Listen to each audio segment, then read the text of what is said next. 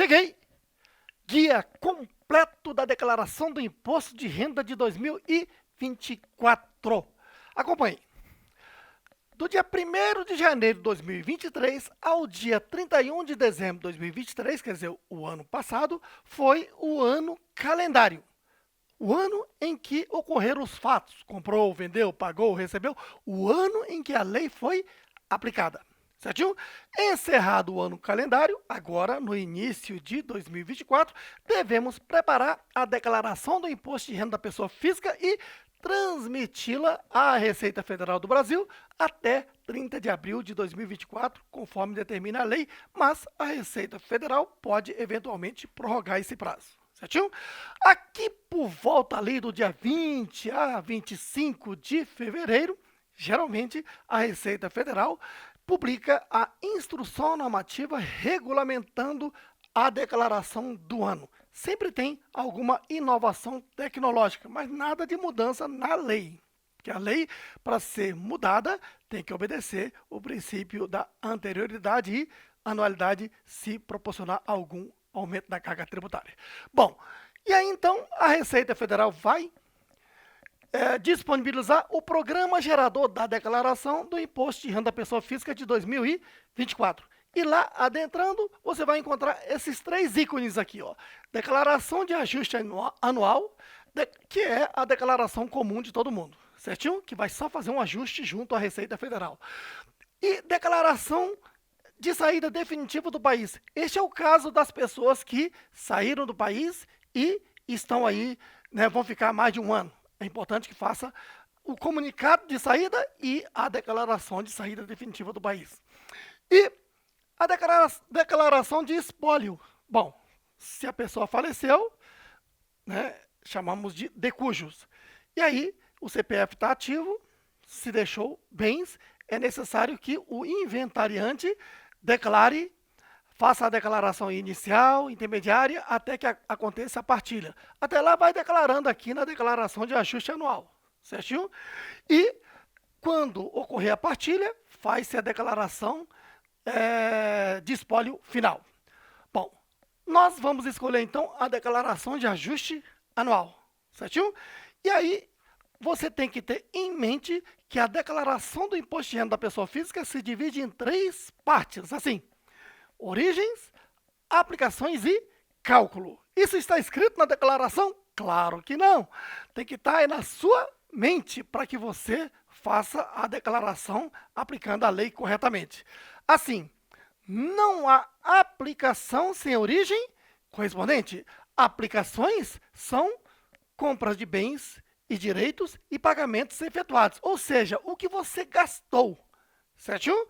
Se você gastou 30 milhões de reais, você vai ter que justificar à Receita Federal a origem desses 30 milhões de reais que você vai declarar assim: rendimento tributável recebido de pessoa jurídica, rendimento tributável recebido de pessoa física, rendimento tributável exclusivamente na fonte e definitivo, rendimentos isentos e não tributáveis e dívidas e ônus reais. Você vai ter que estar preenchendo todas ou parte dessas fichas aqui que justifiquem os 30 milhões que você aplicou, certinho? E você tem que prestar conta também com o fisco no que se refere a cálculo do modelo completo e modelo simplificado de declaração. Vamos por ordem.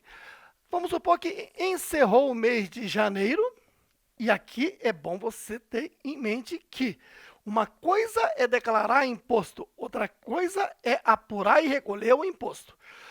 A apuração e recolhimento do imposto é mensal. Então, o imposto de renda da pessoa física é em bases mensais pelo regime de caixa, ou seja, somente o rendimento recebido no mês e as despesas pagas no mês é que devem ser consideradas para fazer o cálculo do imposto de renda para recolher até o último dia útil do mês seguinte, na forma de retenção ou carnê-leão. Retenção é quando ocorre o quê? Uma fonte pagadora pagando renda de uma pessoa física. Fonte pagadora, de uma forma geral, é uma pessoa jurídica. Quando uma pessoa jurídica paga a renda de uma pessoa física, ela, a pessoa jurídica, está obrigada a descontar e recolher, ou seja, fazer a retenção e pagar só o líquido, certinho? A única exceção é o salário do empregado doméstico. Se o empregado doméstico ganha bem, o seu patrão, que geralmente é uma pessoa física, que é uma pessoa física, ao pagar essa renda a outra pessoa física, excepcionalmente ela está obrigada a reter e recolher. Fora isso, é sempre uma pessoa jurídica pagando a renda da pessoa física. Aí ocorre a retenção. Agora, quando uma pessoa física recebe renda paga por outra pessoa física, então neste caso não se faz retenção. A própria pessoa física que recebeu deve calcular e recolher. A essa modalidade chamamos de carnê-leão. E mesmo porque essa pessoa física tem que fazer uso do aplicativo Carnê-Leão Web, que fica lá na nuvem. Ele vai lá e se cadastra e cria uma senha, alimenta o Carnê-Leão e o Carnê-Leão te dá um DARF para você recolher. E chegando a época da declaração, você importa o Carnê-Leão para dentro da declaração e automaticamente ele preenche essa ficha rendimento tributável recebido de pessoa física. Certinho? Então aqui no nosso caso, final de janeiro, teve aqui salário, menos imposto de renda retido na fonte, líquido. Salário, né, é um rendimento tributável, sujeito à retenção. E lembrando que o que foi retido aqui sobre salário é só uma antecipação, que eu vou declarar aqui na ficha de rendimento tributável recebido de pessoa jurídica. E o que foi pago aqui no Carnê-Leão também é só uma antecipação, que eu vou declarar aqui na ficha rendimento tributável recebido de pessoa física. Veja que essas duas primeiras fichas aqui são as mais importantes. É o preenchimento dessas duas fichas que vão nos levar aqui para o cálculo do modelo completo, por exemplo, em rendimentos tributáveis bruto. Então, o somatório do rendimento recebido de pessoa jurídica e de pessoa física é que vai aparecer aqui para iniciar o cálculo. Em seguida, eu posso subtrair aqui as despesas dedutíveis, que são 1. Pensão alimentícia judicial, 2. Dependentes, 3. INSS oficial e 3. Previdência complementar, especificamente o PGBL, onde eu posso abater até 12% da receita bruta se tiver recolhido esse valor. Certo aí? Olha só, essas 4 primeiras despesas aqui são as mesmas utilizadas para calcular o imposto de renda retido na fonte e também para calcular o imposto de renda do Carnê-Leão, as 4 despesas dedutíveis mensais. Certinho? Quando eu trago aqui para a declaração, eu vou trazer o total do ano. Por exemplo, se a pessoa trabalhou de janeiro a dezembro, eu vou multiplicar a pensão alimentícia de janeiro a dezembro, os 12 meses, e trago para cá. Dependente, da mesma forma, INSS e Previdência Complementar. Certinho? Agora, além dessas despesas que foram deduzidas mensalmente, multiplicada por 12, quer dizer, do ano todo, aqui eu tenho as outras despesas dedutíveis que a lei permite, como despesas médicas. Então, despesa médica só pode ser deduzida na declaração, jamais mensalmente na retenção ou Carnê-Leão. E posso deduzir integralmente. E despesa com instrução. Então, despesa com instrução tem um limite, que é de R$ 3.561,50 por estudante. Certinho? E aí encontro o rendimento tributável líquido, que é a base de cálculo. Aplico a alíquota lá da tabela progressiva anual, encontrei um total, subtraio a parcela a deduzir, encontro o imposto de renda da pessoa física devido total do ano. Subtraio as antecipações de retenção e Carnê-Leão, as mesmas que incidiram mês a mês o total do ano. E aí encontro o imposto de renda da pessoa física, saldo a restituir se eu antecipei a mais, ou saldo a pagar se eu antecipei a menos. Certinho? Agora, esse modelo completo, eu tenho que comprovar essas despesas quando a Receita Federal exigir. Agora, se eu quiser, posso substituir essas despesas dedutíveis e comprobatórias por um modelo simplificado, onde permite que eu estime um valor a deduzir aqui, que é o tal do desconto padrão ou desconto simplificado de 20%. Aí, nesse caso, é 20% sobre o rendimento tributável bruto. Então, vamos supor que o rendimento tributável bruto seja de R$100 mil. 20% dá 20 mil. Será que eu posso deduzir os 20 mil aqui? Até poderia se não tivesse um limite, porque é 20% limitado em 16.754,34. Então, nesse caso, dos 100 mil só posso abater 16.754,34 para encontrar aqui a base de cálculo e continuar com os cálculos. Nesse caso, eu não preciso comprovar despesa junto à Receita Federal e eles nem podem me chamar para isso porque eu usei o desconto padrão. Você está percebendo, então, que o desconto padrão só interessa geralmente para quem tem uma fonte de renda e de valor baixo, certo aí? Que é para grande camada dos contribuintes. Bom, você percebeu que eu falei uma fonte de renda. Vamos ver se você entende do assunto. Vamos supor que o cidadão estudou, passou no concurso da Receita Federal e é auditor da Receita Federal e ganha muito bem, certinho? Então você já sabe, do salário dele vem imposto de renda retido na fonte. E ele deve declarar essa parte aqui em rendimento tributável recebido de pessoa jurídica. Tá ok? Agora vamos supor que essa pessoa vai fazendo reservas e começou a aplicar junto ao banco, junto à Bolsa de Valores. E aí, o que ela recebe é rendimento tributável exclusivamente na fonte. Então, declara o valor líquido aqui nesta ficha, rendimento tributável exclusivamente na fonte. Certo aí? E aí, essa pessoa comprou um imóvel e alugou.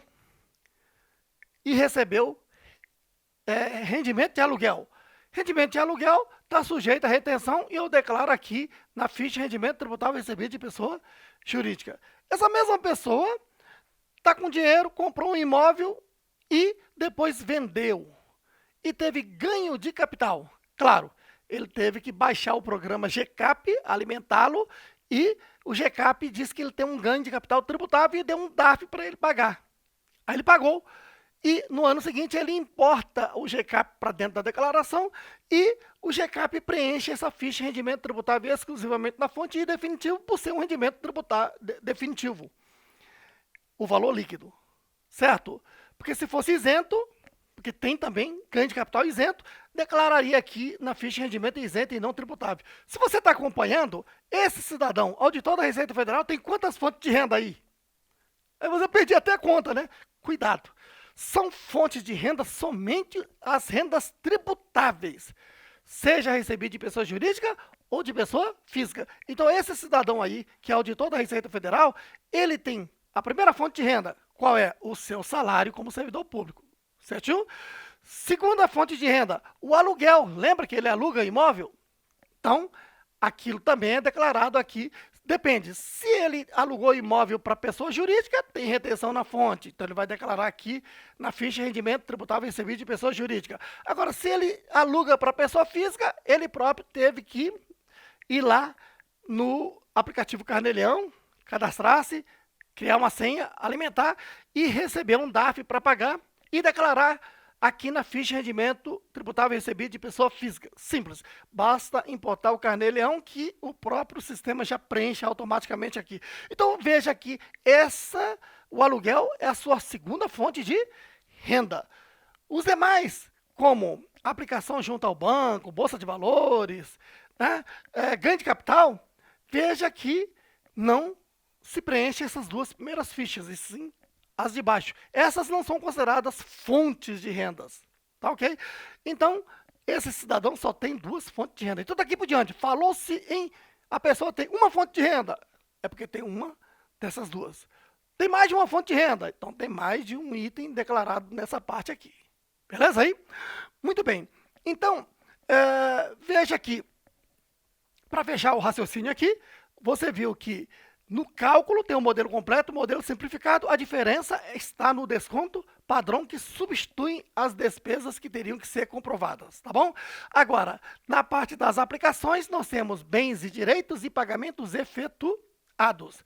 Então, eu vou declarar todos os pagamentos? Não, declaro aqui os pagamentos que contribuem para a sua declaração, como compra de bens, tá certo? E também pagamento de despesas dedutíveis, como despesa médica, despesa com instrução e etc.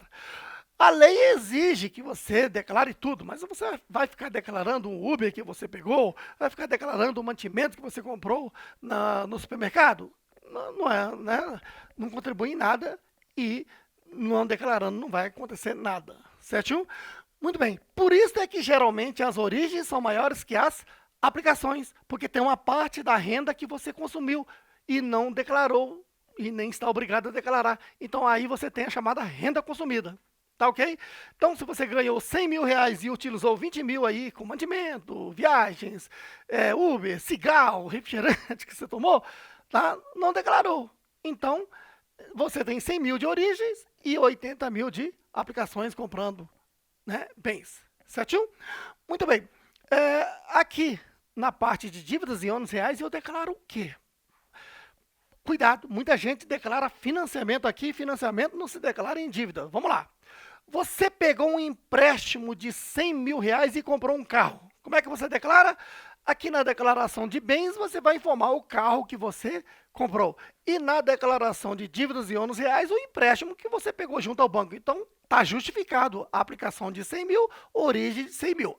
Agora, financiamento. Como é que funciona? Financiamento é uma operação triângulo entre o banco, fornecedor e você. Então, você foi à imobiliária e diz, olha, quero comprar esse imóvel aí de 500 mil. Aí, só que eu não tenho dinheiro. Aí a imobiliária, então vai lá no banco e faça um financiamento. Aí você foi lá no banco e falou, estou querendo comprar aquele imóvel de 500 mil lá, mas quero pagar em 30 anos. Aí o banco diz, pronto, preencha aqui, assina aqui esse contrato de financiamento, né? A gente vai cobrar 1,5 milhão, mas não se assuste não que você vai pagar em 30 anos em suaves prestações. Pronto. Muita gente erroneamente coloca imóvel, 1,5 milhão, e dívidas e ônus reais, 1,5 milhão. Está totalmente errado. Por que está errado? Porque declaração, você tem que justificar as aplicações por meio das origens. Portanto, no financiamento, você só declara uma coisa, que são as prestações pagas, ou ágio que você tenha pago também. Aí você declara aqui, na declaração de bens, o imóvel, quanto você pagou de ágio e prestação naquele primeiro ano, certinho? E certamente a origem, você tinha esse dinheiro, decorrente de quê? De suas rendas tributáveis, sujeita a retenção, rendas tributáveis recebidas de pessoa física, sujeita ao carnê-leão, né? Ou então algum rendimento tributável exclusivamente na fonte, algum rendimento isento, como uma caderneta de poupança que você utilizou, tá ok? Bom, e aí, no ano seguinte, você tem esse saldo anterior e vai incluir mais as prestações que você pagou e mostrar o saldo final. E, claro, tem que ter origem do que você pagou por meio de alguma fonte dessa aqui. Certinho? Então, conclusão, financiamento, você não preenche dívidas e ônus reais. Você só declara o que pagou e que certamente ela tem como origem alguma dessas suas rendas. Beleza? Então, gostou deste vídeo? Dê logo uma porrada aí no like, inscreva-se aqui no canal e eu tenho uma novidade. Acesse natacursos.com, núcleo avançado de treinamento e atualização contábil fiscal e tá lá. Acabei de gravar e lançar o novo curso Imposto de Renda da Pessoa Física 2024, que está na promoção de lançamento. E fazendo o cadastro lá no natacursos.com, você pode fazer inúmeros cursos gratuitos lá também. Vá lá, acesse que eu estou te aguardando. Tamo juntos!